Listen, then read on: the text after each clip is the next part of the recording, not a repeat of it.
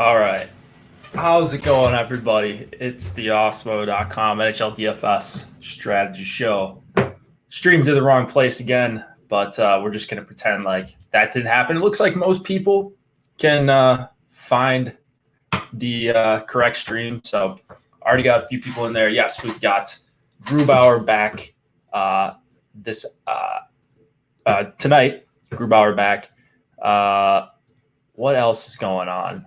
A couple important names that are back as well on Colorado, Donskoy, Rantanen. We'll get to those guys in just a bit. We'll go over everything from last night. Well, it wasn't I didn't think it was a great slate, despite it being 10 games. Started off pretty good for me and a few people that were on New Jersey. 2 quick goals, and then after that, not a whole lot for me. So ended up being a losing slate, but you're going to have a lot of those. We're playing a lot of lineups. I saw some familiar names did end up doing pretty well though. So maybe we'll talk a little bit about the queue. We'll talk about the $18 20K to first, and then move on to the games. There's only 4 tonight. The Sharks lines have, so they added a new guy to Couture and Balceres. Happy Friday, Nate says. Yes, happy Friday indeed. Weather's really nice here, so feels like a Friday. Hopefully we can win some money as well. I've got the screen share up, and I've got the lineup builder loaded up as well, and we do have the NHL rankings for free today if you guys want to check those out. Free NHL rankings, free MLB rankings, free NBA projections. So if you're interested in playing any of those sports, and you probably are, if you're watching the show or listening to the show, then might as well take advantage of some of the free stuff that we've got. Cop Ehlers in play versus Montreal. I thought Ehlers was out. Yeah. I think you mean Cop, maybe Appleton. I don't know.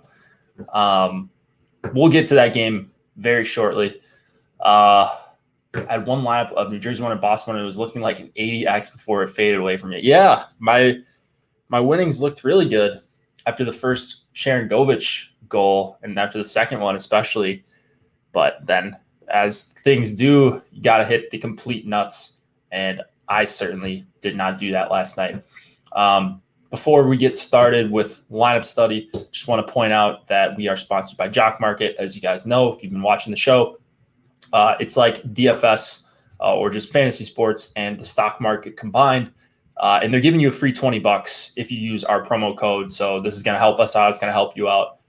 Always nice to have a little bit of money in your account in the form of a deposit bonus when you start on a new site. And I think you guys will enjoy the gameplay over on Jock Market.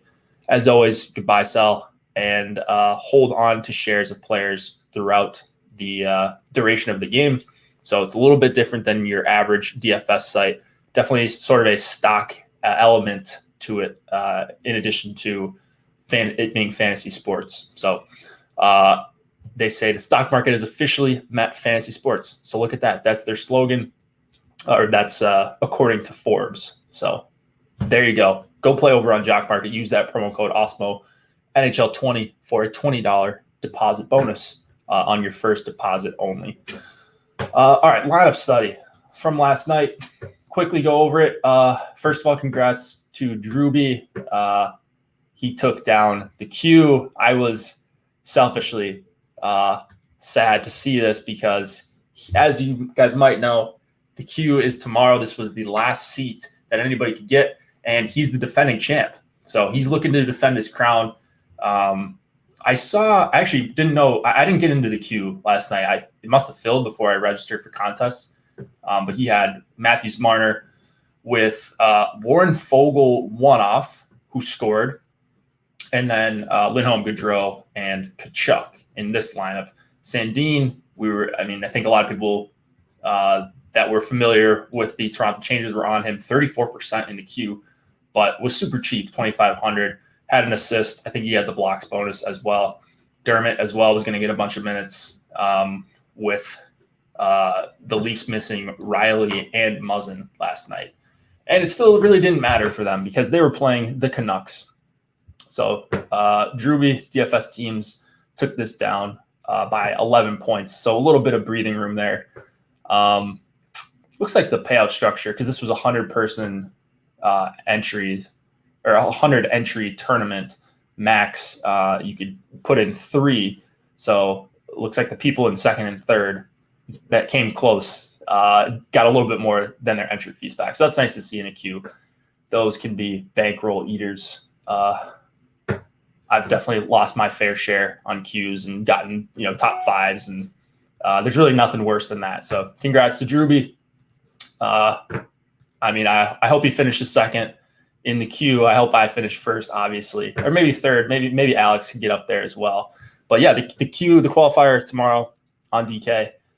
It is tomorrow on DK, I should say. So if you guys want to follow along, I'll post a link in Slack, and you can see how Alex and myself are doing, or whoever else that if you care about anybody in that tournament, because there are a lot of good players, just good DFS players in that tournament. Boggs Light took it down, the $18, as you can see on the screen. He had Matthews with Krejci, Matthews Marner with Krejci Smith and Taylor Hall. Boston 2, just kind of balanced scoring all around. Sam Bennett, one-off OT winner there. Sandin, similar to the lineup we just saw. And then Vasilevsky, I believe they got a shutout. Or maybe Dallas did score a goal there. I can't remember. 24 points for Vasilevsky. My boy Keith Yandel, just 3 points, but just needed to get on the right lineup construction to fit in Toronto 1 and Boston 2 here. So congrats. Only 5 lineups there for Boggs Light, but was able to bink it on a pretty weird slate and cleared everybody else by almost 5 points. You had, is it Igor? Yeah, Igor. The Y always confuses me. Yeah, Ealer's out. My bad. No, all good. I probably have touted players on here that have been out for weeks at a time and not even realized it. So don't sweat that. Okay, John Gibson going to start Friday. That is today. Miller's going to start Saturday. Okay, so there we go. Getting some news as the show carries on. Why are their goalies already getting confirmed for tomorrow? Maybe they know it's a live final day. I don't know.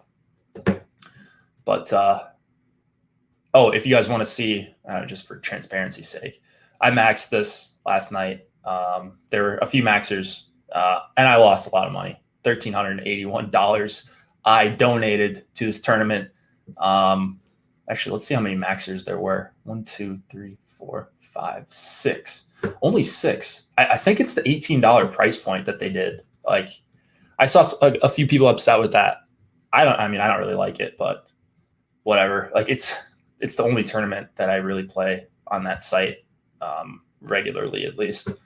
So, it's not the greatest. I would like them to stick in the $10 and $11 price point, but their analytics are saying something else, and I would rather have the big top prize anyways and risk a little bit more money on a nightly basis. So I can't complain. I want the 20K top prizes. I want the 50K top prizes, even if it's a third to first. So I will not be complaining, but even if it's not perfect, it's better than what we had late in the season last year.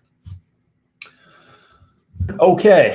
Holy smokes, bro. Yeah, I also bricked in all 3 of my lineups in the 333. So, things happen.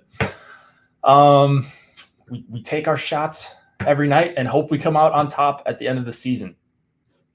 Anything else I need to sell you guys before we get started? Well, if you did have a big night, and I don't know that there were a ton of people in the Awesemo community did, but there's always a few screenshots rolling in, and you can tweet at the Awesemo Hall of Fame account. If you guys want to get a little shout out, we'll retweet you or say something back. Social media guys are really good about this. Guys and girls, I should say. If you win $50, if you win $10, whatever, if you're excited about your screenshot, we want to share it. So it doesn't have to be a 50K win, even though there are some of those, definitely. If you have a screenshot that you would like to share with us and you use the tools or use the advice that you saw on a free show, feel free to hit us up. We don't want you to lay in the weeds. We want you to show us that you're excited. We will obviously be very excited for you as well. Should we talk about the games? Let's talk about the games. Lineup Builder is up here. If you guys want to follow along, it's nhl.lineups.awesemo.com. So a few dots in there. But this is the free version. Anybody can look at this. I've also, on my other screen over here, I've got the premium version that you get with either an NHL subscription or a platinum subscription, which is all sports.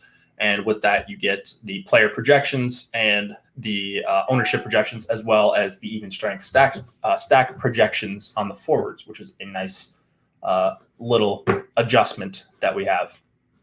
So let's start with Winnipeg and Montreal. This one isn't super news intensive. There is one where we'll talk about actually next game that does have a little bit of news, but I think we know pretty much everyone that's returning. So in this game, we've got the Jets and the Canadiens, 2.6 implied total for the Jets, 2.9 for Montreal. It's probably going to be Hellebuck, and it's probably going to be Jake Allen. I'm seeing some new lines on the screen. You guys let me know if you think these are incorrect. I'm seeing Deneau with Anderson and Kotkaniemi. That would suggest to me that Montreal, one, is going to match one of these two lines on Winnipeg and hard match them. Then Suzuki, Toffoli, Armia. It was Caulfield there a couple days ago, but I'm seeing him on the fourth line. So either way, I think it's probably going to be Deneau, Kotkaniemi, and Anderson going up against the Scheifele line. That's what I think. Could be wrong on that, but assuming that's the case, I really like Montreal too here. I want to go up against the Stastny Connor and Blake Wheeler line. Just a line that hasn't been very strong at 5-on-5. Wheeler's a guy that you definitely want to target. He's just pretty dreadful defensively. And without Ehlers, I think that's going to hurt them in the possession game. It already has. So I do like Montreal too a ton. I've got them circled on my sheet here, and I'm pretty comfortable. I'm pretty certain I'm going to be well over the field. We've got them at like 4 or 5% right now. And seeing that their even strength matchup is going to be good, regardless of who they go up against. I am all over Montreal too. I would leave on Armia if you can. Like, he's not a guy I would force out of the stacks, at least. You know, if you have two guys left and you can fit Suzuki and Toffoli, like, obviously play those two guys.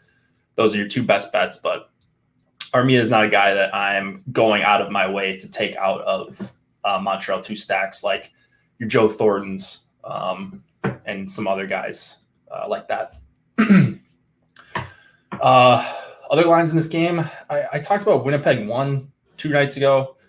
I think I'm still there on them, but their ownership's pretty high. So, you know, I thought I was going to be over the field on them 2 nights ago. They had like 8-10% projected ownership.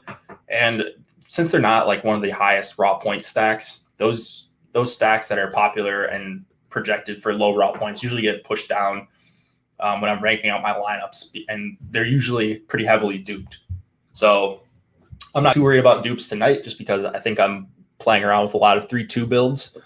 So if you wanted to go Cop and Appleton 2-man, those are likely going to be the guys doing the goal scoring. Should Winnipeg 1 go off, maybe you leave off Scheifele. I don't mind doing that, really. Or if you could see Winnipeg getting hot on the power play, if you wanted to power play stack Winnipeg, I think that's okay. If you wanted to go with Stastny, Wheeler, Scheifele, Appleton, and Pionk, go with the 5-man. I think that kind of line of construction is very, very viable tonight on a shorter slate. So just to recap, Montreal 2, I think, is my favorite play in this game. One of my favorites on the entire slate. And then do have some interest in Winnipeg 1. So for the even strength lines, that's kind of where I'm at. The rest of this, I don't really have much interest in the rest of the game, honestly. I hope Stastny, Connor, and Wheeler is really popular. We're not showing them overly popular right now, but, you know, anytime Winnipeg's popular, it seems like I am not on them.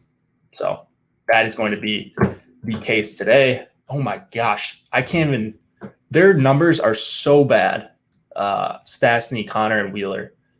Like, oh my gosh. It's only 56 minutes this season, but like over 4 expected goals against per 60. I know it's a short sample, but I think they're going to get run over. So on the off chance, well, not on the off chance, on the chance that I'm wrong on line matching here, I'm going to end up hedging somewhat on Montreal 1, because if they decide they want to match Connor and Wheeler instead of Scheifele, Kopp, and Appleton, I think that's a pretty good spot for Montreal 1. So I will have both of these Montreal top lines, not necessarily full stacking the top line. Maybe you go Anderson, Kotka, and Niemi as a 2-man. But I like the 3-man Montreal 2 for sure. So, wow, that I can't believe how bad some of these Winnipeg line combinations numbers are. And Connor, Stastny, and Wheeler is as bad as I've seen in any sort of, decent sample.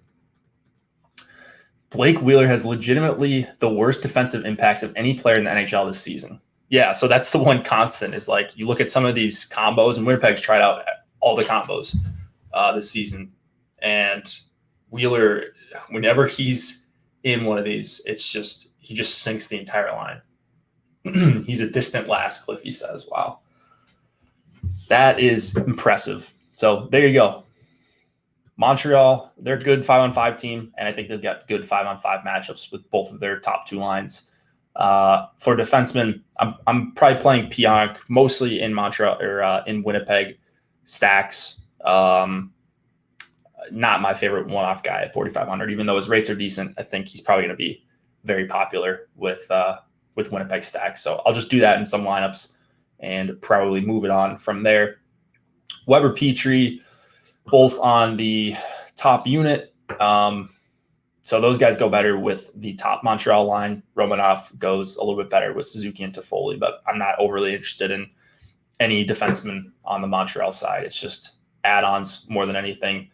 Sherratt, maybe one-off guy, 3,500. His price has come up a little bit. Same thing with Edmondson, 2,900. Those are more of your one-off options if you're looking to capture that block shot bonus on DK.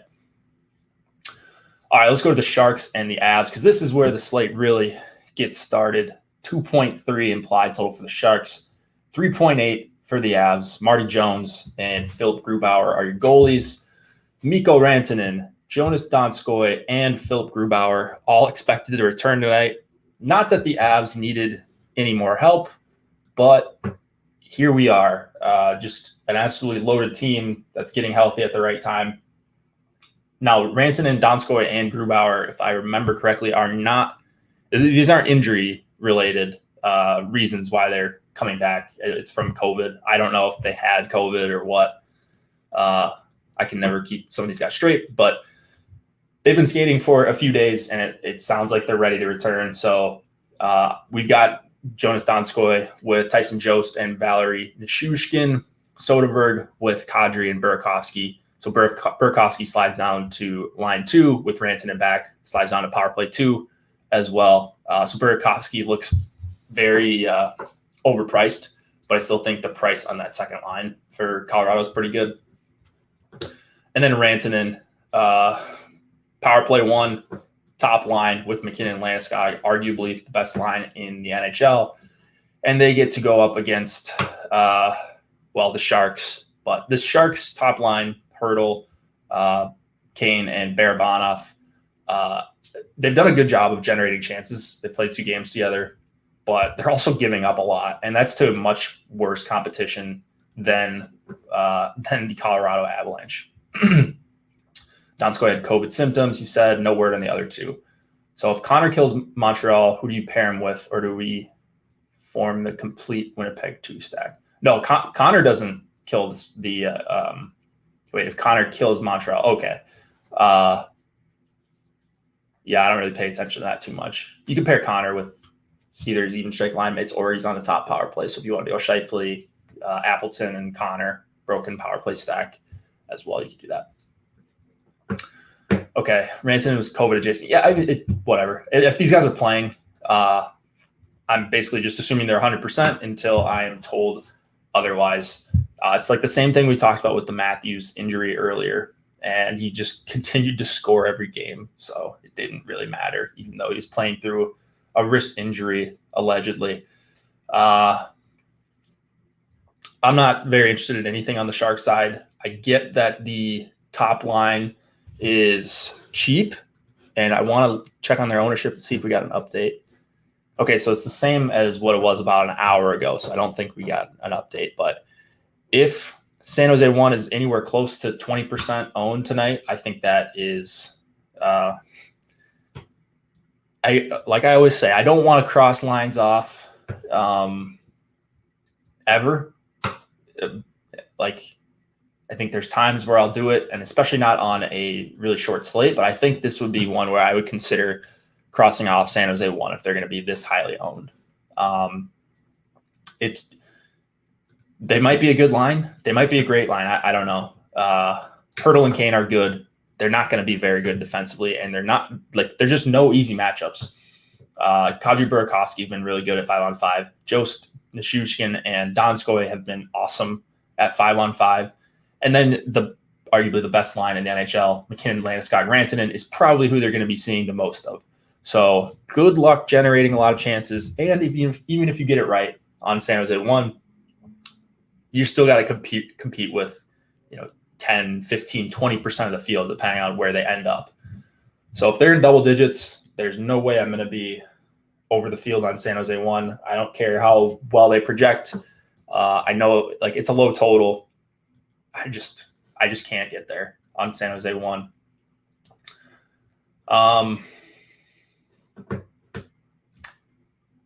It's Colorado night. It's Marty Jones in net. I'm just slamming Colorado in a ton of my lineups. I haven't rerun my crunches with Rantanen just yet, but I'm assuming it's not really going to change. Colorado 1 was my highest exposed stack. That's always a good time when that's the case. I know they're going to be popular. I do not care. I will be right there with everyone holding hands. This would be the scariest fade of the night. If you were deciding to fade a team, fade a line, I would not suggest fading Colorado 1 because of ownership. It is a great, great, great spot. They're back at full strength. They're the best. They're the best play tonight, at least. Colorado 2, I think, is fine to full stack. I think Colorado 3 is fine to full stack. Those two are both, Colorado 2 and Colorado 3 are going to get even better matchups. It's one of the worst goalies in the NHL and Marty Jones. So the way to get different maybe by playing Colorado is just to play more Colorado Avs. So can't put in Rantanen because we've got him aired out because he's a game time decision, but looks like he's going to play. You throw McKinnon, Landeskog, Rantanen, and then I like doing this with the Avs especially is going like Jost and Donskoy or Nichushkin, Donskoy, and you get some exposure to both lines. You can Josh stack them very, very easily tonight. Their prices aren't that prohibitive with Landeskog. Price down. I think Rantanen's at 7,100. Let me do a quick search here. 7,300 on DraftKings. So they're not even priced up that high. So DK kind of sleeping on them. Yeah, you just play them. And like I said, I'm doing a bunch of 3-2-1s. So while a lot of those Colorado 1s will be 3s, a lot of the 2s in those same lineups will end up being 2-man Colorado forward stacks. So you can play 4, 5, 6 forwards if you like. This is the best spot. I don't really have anything bad to say other than ownership, but you're competing against 35, 40% of the field compared to 60%, even if you fade them and you get it right. So I'm all over Colorado. Makar is my favorite defenseman. He's 5,900. I think he's underpriced a little bit for this spot. Goes better with the top line, obviously, or in full PP stacks. And then Gerard Ortiz, I think, are both quality options if you're going to the Colorado depth lines. You could probably get away with playing Gerard and Taze with McKinnon, Landeskog, and Rantanen if you can't get up to Makar. Do you want another defenseman?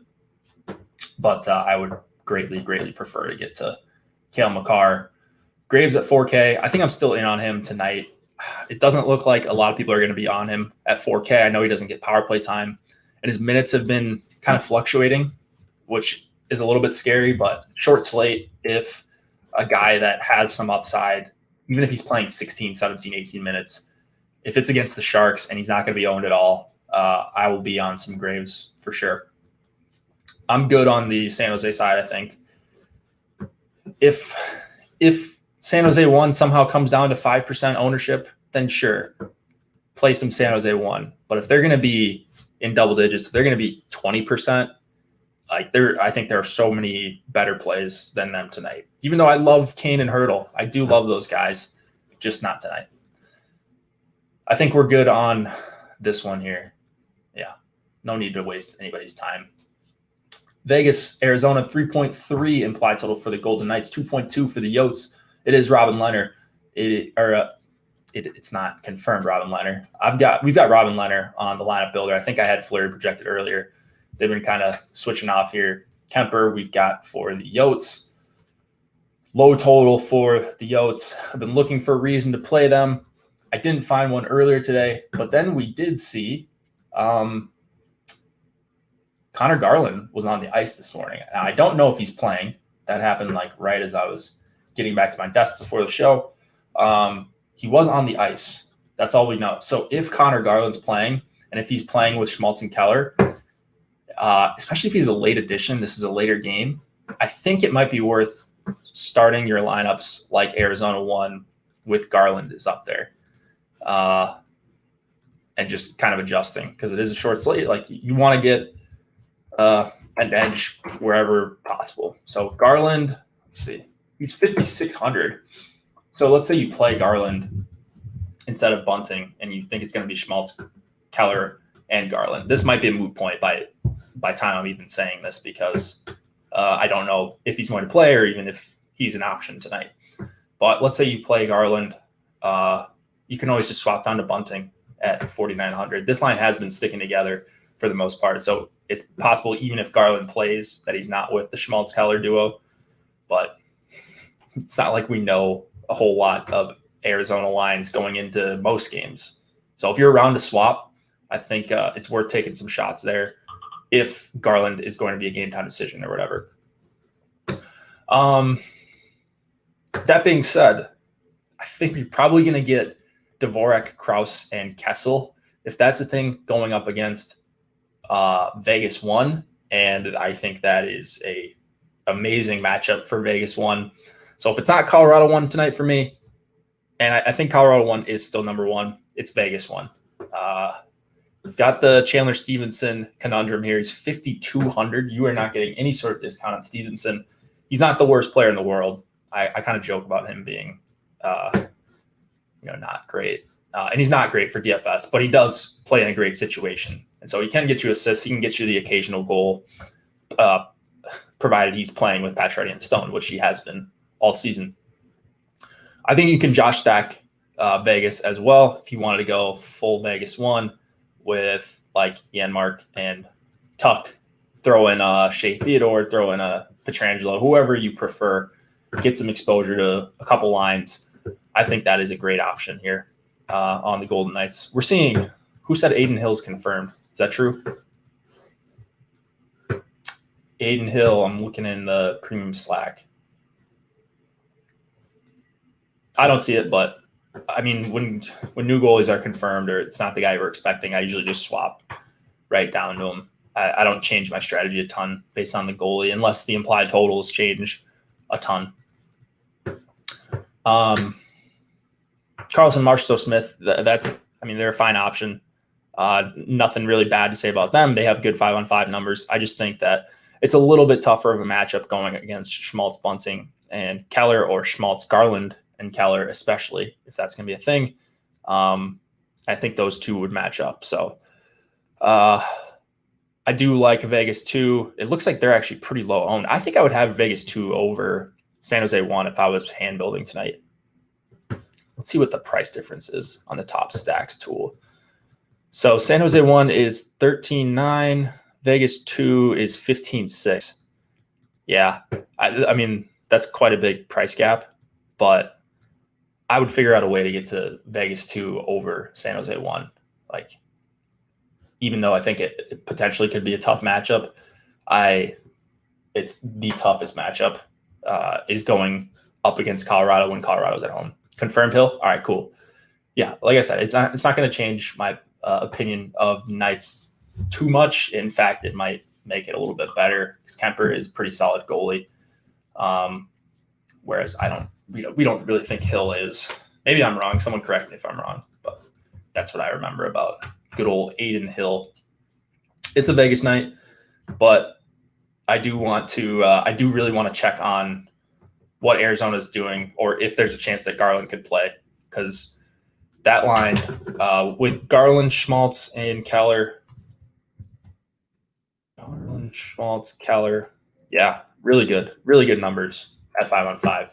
So other than that, not a whole lot that I want to play on the Yotes because Vegas is tough. And I'd actually probably have some interest in Dvorak, Krause, and Kessel if they weren't going to get matched up against Vegas 1. And I think that's what's going to happen. Like, don't really want a ton of lines going up against Vegas 1, just as a general rule. Shea Theodore, 6,700. He's worth the price. I don't have him as high as Makar tonight, I think, in terms of exposures. But great one-off if you can get there. Same thing with Pietrangelo. And then the ultimate pivot would be $6,100 Alec Martinez, who's not getting power play time. But he's still a good player. Guy that can block a ton of shots. I don't know that there will be a lot of opportunities tonight for him to block shots, and that's kind of the downside on him. For the Yotes, Chikrin, 6,800. That's a really good one-off. I mean, a guy that he does have a lot of upside. I know people hate paying up for one-off defensemen, and it looks like he's going to be pretty popular, but I think he might be below 10% tonight as the most expensive defenseman. So I don't mind going to some Chikrin as a one-off guy, or if you're playing Arizona 1. Outside of that, I think I'm probably passing on the Arizona side.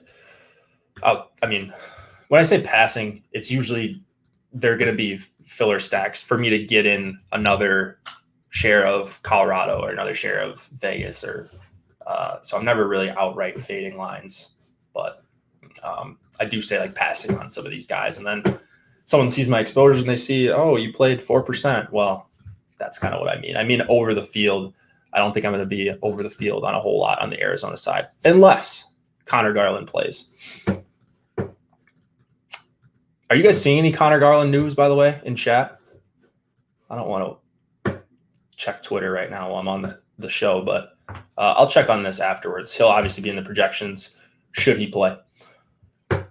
Colorado onslaught season. Yeah. Bednar, coach for Colorado, said going forward down the stretch, he will not reveal lines and D pairings before the game. No reason to give other teams extra opportunity to prepare. That is thank you. I don't understand that, but okay. What are they going to do? Sit McKinnon? Like, oh, what an edge you're getting by not letting reporters report on the team. Great work, Avs. Last game of the night. Kings, Ducks, 2.9 implied total for the Kings, 2.6 for the Ducks. And by the way, if you guys could, there's 70 plus of you in here. If you could drop a like for me, that helps me look good for the bosses, helps us keep these streams free. And most importantly, if you're not subscribed to the channel, there's really no reason not to. If you're interested in any of our shows, you get push notifications to your phone if you hit the notification bell, and then you'll know when all of our shows go live. Trying to build up our YouTube channel here. You guys were great in helping us reach the 50K, but now we're on to 60K and 65K and 100K at some point, hopefully very soon. Quick and Gibson going tonight in net. There's actually some things that I like in this game. So the Ducks are pretty frustrating because they've been scratching a bunch of guys and bringing like 2 to 3 forwards in like every game, and you won't know until lock. But this is the last game on the lineup builder, but there's also another game that locks at the same time. So there's 2 games that lock right at the end at 10 Eastern. So there's at least a couple options if you don't get the Ducks lines right. I'm just basically going with what we have on the lineup builder. So Lundstrom, Raquel, and Volkov. I like Raquel a lot as a one-off, 5,100. So I think that's where most of my exposure is going to be in this game. But I also like I like Kings 2 a little bit, Quinton Byfield and Adrian Kempe. Byfield was really active in his first game, had a couple scoring chances, had a high danger chance, had I think he had 5 shot attempts. And for 3,300, that's good enough for me playing top power play. You can add him in with Kopitar and Brown if you'd like, but I like the Byfield Kempe 2-man. Kempe's a guy I usually get to on shorter slates. So I think a bunch of 2-man and one-offs will come from this game for me. Raquel being one of them, but Zegras, Comtois, and Terry. I think that's an okay full stack. I just don't think you really need to full stack anything in this game. It's so cheap on the Ducks side. That line's going to be a little bit popular. We're showing the second line for Anaheim. It's going to be a little bit popular as well. The second line for the Kings is less popular than actually both of the top 2 lines for the Ducks. So maybe you can even full stack Kings too, but definitely Byfield season, as the kids were saying in the Slack earlier. Miller retired today, didn't he? Miller tomorrow night. I don't know what we're talking about in Slack. Anyways, some forwards to like in this one for sure. I think you can even play, this is just disgusting to say out loud, but I think you can play the Ducks 4th line or parts from it. So it's Derek Grant, Delorier, and Getzlaf. I think that line's going to match up with Kopitar, Iafallo, and Brown. So while it is a 4th line on the lineup builder and on your lineup sites, I think it's actually a viable line. Or you go like Derek Grant and Getzlaf 2-man. Not saying you need to full stack it, but it's a short slate. We got to get a little bit creative. I think that line could play 15, 16, 17 minutes. Kings 1, they're always a fine option. Their numbers aren't great at 5-on-5. It looks like IFL has kicked off the top power play, but you can full stack them if you'd like. We're just showing some obscene ownership on them. It's not to the point where I think I'm going to X them out if they're at this ownership, like Sharks 1, but they're right in that same range. I don't really see this being an amazing spot for them. It's a good spot for them. So I'd rather have Kings 1 than LA 1. But that ownership is something right now. If you want to go one-off at the CU 4,500, going to get the depth of the Ducks. That's always nice. Maybe he could create a goal for himself. But yeah, this one's pretty ugly. Doughty 5,300. He doesn't even project that well, but I think I would play Doughty in Kings 1 stacks, or even maybe Kings 2 because he correlates with Byfield a little bit. Walker's minutes have been down. I'll play some Jacob Larson again. I mean, he's got okay rates. He's free, and he's probably going to play around 20 minutes. So there you go. Jacob Larson, one of my punt defensemen for tonight. And that's really about it. I think that's Hayden Fleury for 2,500. I think he's also a fine min salary punt. There are a lot of them on the Ducks because they're impossible to predict. Zegras is also min salary. So looks like where a lot of people are going to get some of their value stacks. But since I'm not 3-3 stacking too often tonight, I don't think I'll have to worry about the ownership too much. Raquel, I think Raquel's scoring tonight. Listed on the second power play, I don't really mind. It's not like you play the Ducks for the power play anyways, but I think Raquel is scoring. For my Hattie pick, let's see here. It's cheating to take Colorado 1, so I will not take Colorado 1. I will take, in the first game, let's have Tyler Toffoli ruin the slate pretty early. $6,400. Great matchup at 5-on-5 for Montreal 2. Tyler Toffoli will be my hat trick pick. Feel free to share yours in the YouTube chat or in the comments section. I do like some of these hot takes. And if you guys haven't, got to remind you, check out Jock Market. You can use promo code Awesemo NHL20 for a $20 deposit bonus when you sign up there. It's spelled JOCK space MKT. You search that in your app store on your phone. You can get started. And again, when you sign up, you use that promo code. It's free money. I don't know why you wouldn't. Not too many sites doing deposit bonuses. Jock Market is one of them. Don't forget your hat trick pick. I just gave it. Good timing. Grade A flicks. Yeah, I do sometimes forget. I forget a lot of stuff when I'm on the show by myself because when I don't have someone when it's not conversational, sometimes I just fly through things or start a thought and just go elsewhere, as you guys, I'm sure, are well aware of. But I like Toffoli a lot. I'm hoping the slate is the nuts are unlocked very early here, and Montreal 2 gets there.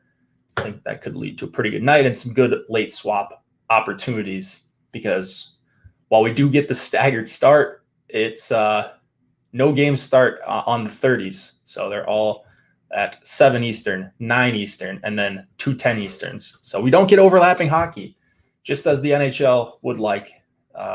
They got to figure that out for next year when they're on ESPN and Turner. Like, you got a new TV. You gotta figure that out. You got to get some staggered start times so people can buy the package, whatever it's called, where they can watch all the out-of-market games.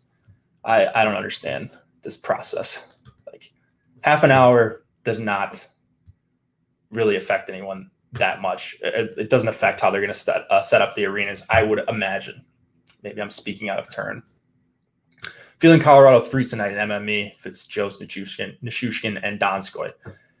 I'm feeling that as well. I'm feeling that in small field stuff too. Like I think Marty Jones could get routed pretty good here. Great feeling about Connor hat trick. Okay. If you're on Kyle Connor and he Hatties, you're winning the money. I am not. Byfield Hattie pick. The breakout comes tonight. I would be in for some of that. I would like that.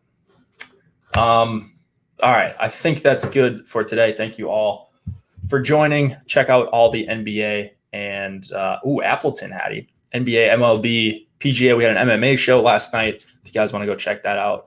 Tons of content coming your way. Subscribe to the channel. That's going to be your best bet for finding out what is coming up.